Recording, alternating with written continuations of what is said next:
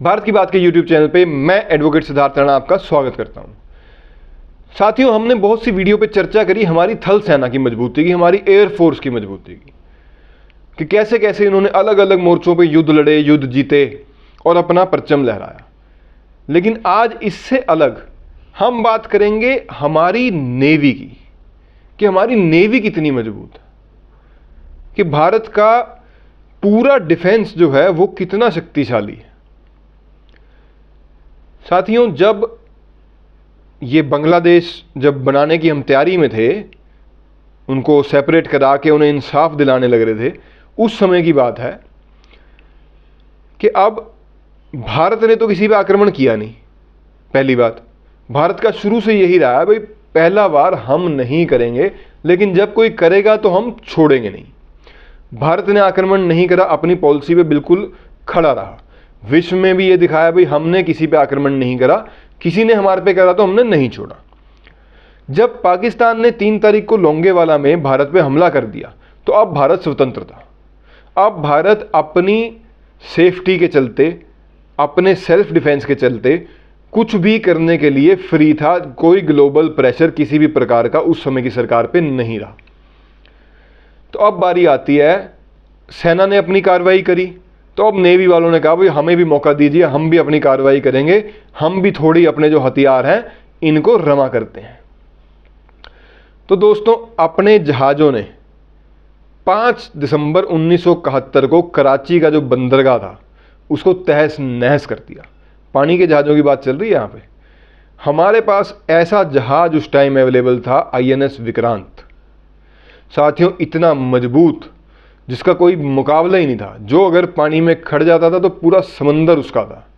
ऐसा एक जहाज कराची में पूरा उनका जो बंदरगाह था, कहते हैं भाई कितने दिनों तक वहाँ पे आग नहीं बुझा पाए थे पाकिस्तानी। ऐसा एक हमला करा था। वो इतने घबरा गए थे, उन्हें समझ नहीं आ रही थी अब करें क्या। INS विक्रांत जब वहाँ पे तहस नहस करने के बाद वापस अपनी ड्यूटी पे आ जाता है, इस साइड आ जाता है, ईस्ट पाकिस्तान वाली साइड, यहाँ का मोर्चा जब संभालने आता है, तो पाकिस्तानियों को अब ये डर हो जाता है भाई ये तो हमारे से ले गए बांग्लादेश, अब हम नहीं बचा पाएंगे। इनके तो एक जहाज ने हमारे साथ ऐसा कर दिया, जब ये अपना पूरा नेवल फोर्स इनका वहाँ पे काम कर रहा है तो ये हमारे साथ क्या कुछ नहीं कर सकते। इधर से पाकिस्तान, जो ईस्ट पाकिस्तान में सारा सामान जाता था, वो जाता था इधर से होके, क्या कहते हैं, समुंदर के रास्ते से। अब वो समुंदर में खड़ा था INS विक्रांत। तो सारा ब्लॉक जो यहाँ पे इनका राशन पानी, इनकी सेनाओं का, इनका जो भी एमिनेशन, सब धीरे धीरे ख़त्म होता जा रहा था। उधर इनकी टेंशन बढ़ती जा रही थी। उसके लिए इन्होंने विकल्प निकाला अपना, जो इनकी एक पनडुब्बी थी गाजी, जिसको ये खुद तो एक खैर कुछ बनाते ही नहीं है, पाकिस्तान से अमेरिका से लेके आए थे, PNS गाजी। एक बहुत एडवांस किस्म की पनडुब्बी, जो जिसे कहते हैं भी किलर पनडुब्बी थी। उसका पता ही नहीं चलता था कहाँ घूम रही है, क्या कर रही है, क्या नहीं कर रही। और ये बात तय थी कि अगर वो इस क्षेत्र में घूमेगी तो वो INS विक्रांत को अपनी चपेट में ले सकती है, पूरी संभावना है। उस पनडुब्बी को हमारा सिर्फ एक ही जहाज मारने में सक्षम था। INS विक्रांत भी नहीं था, उस जहाज का नाम था INS राजपूत। अब INS राजपूत के साथ एक बहुत भारी समस्या थी। INS राजपूत इंजन फेलियर के कारण रिपेयर वर्कशॉप में खड़ा था, रिपेयर हो रहा था, और पाकिस्तानियों को ये बात पता थी कि इनका जो एक जहाज है जो हमें नुकसान पहुंचा सकता है वो रिपेयर में है, वो तो किसी काम में है ही नहीं। लेकिन ये आकलन करना भूल गए कि उसका इंजन खराब है, वो चल नहीं सकता। खड़े खड़े गोलियां चलानी वो भी भूला नहीं है, उसके लिए वो इक्विप्ड है। तो वो विशाखापट्टनम में अपनी रिपेयर के लिए खड़ा था, और जो समय लगना था वो रिपेयर होके वापस ड्यूटी पे आ जाएगा, ऐसी भी कोई संभावना नहीं थी। तो यहाँ जो हमारे नेवी के बड़े अफसर बैठे हैं और जो सारी सेना का जो कमांड देख रहे हैं, उन्होंने ये डिसाइड करा भाई इसको अब हम कैसे काबू करें। एक प्रॉब्लम आ गई है, और जब भी प्रॉब्लम भारत की सेना के सामने आई है, उन्होंने आपदा को अवसर बनाया है। उन्होंने उसका इस्तेमाल करा है पॉजिटिव वे में उस प्रॉब्लम का। जी हाँ दोस्तों, इस प्रॉब्लम का भी पॉजिटिव वे में उन्होंने अपना इस्तेमाल किया। उन्होंने क्या करा, अब हर एक देश में देखो एजेंट्स होते हैं, हर एक देश के हर एक देश में होते हैं, जिनका जो रूटीन लाइफ में आपके आसपास रहते हैं, जो अपने देश को जानकारियां भेजते हैं, या जो फ़ोन के जरिए हमारी बातें इधर उधर सब होता है। देखो हमने इसके ऊपर बहुत सारी किताबें भी पढ़ी होंगी, हमने पिक्चरें भी देखी हैं।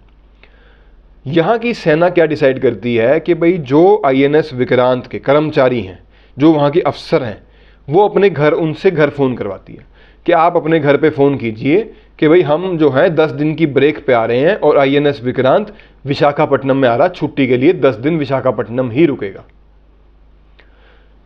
आप स्ट्रेटेजी समझिए, इतना ज़्यादा एक नैरेटिव सेट कर दिया, एक माहौल बना दिया, भाई INS विक्रांत को वहाँ से हटाया जा रहा है। जो मछुआरे थे विशाखापट्टनम में, उनको भी ये कह दिया कि भाई नहीं नहीं हट जो INS विक्रांत आ रहा है, कोई बहुत बड़ा जहाज आ रहा है, बड़ा जहाज आ रहा है, ऐसे करके एक माहौल बना दिया। अब ये खबर आग की तरह फैली और पहुँच गई पाकिस्तान।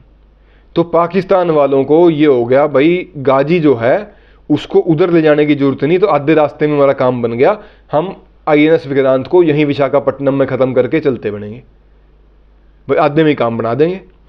लेकिन INS विक्रांत तो जहाँ था वहाँ था ही, विशाखापट्टनम में जो गाजी की इंतजार कर रहा था साथियों, वो था INS राजपूत।